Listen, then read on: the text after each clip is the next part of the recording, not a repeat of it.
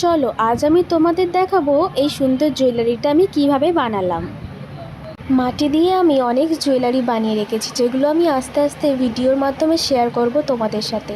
তো এটাও তার মধ্যে একটা। ছোট কিছু বিডস বানিয়ে নিয়েছি, বড় বিডস বানিয়ে নিয়েছি এবং একটা লকেট বানিয়ে নিয়েছিলাম। রোদে ভালো করে শুকোতে দিয়ে নিয়েছিলাম।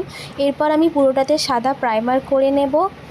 সাদা প্রাইমার না করলেও চলতো, যেহেতু আমার হাড়ের রঙটা হবে ব্ল্যাক, কিন্তু আমি তাও করে নিলাম যাতে ভালোভাবে রঙটা ফুটে ওঠে।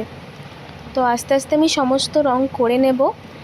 আমি এখানে ব্ল্যাকের দুটো কোট করে নিয়েছিলাম একটু ডিপ দেখাবার জন্য, কিন্তু আমি সাদা বিটসগুলোকে রেখে দিয়েছিলাম। আমি এটাকে একটা অন্য কালার করব।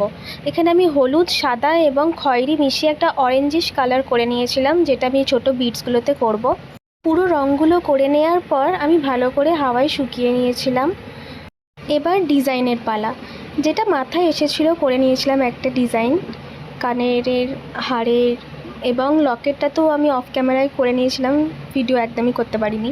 তারপর ভাবলাম যে কালারিং বিডস দিয়ে একটু ডেকোরেট করব, কিন্তু দেখতে খুব একটা ভালো লাগলো না, তাই আর দিলাম না।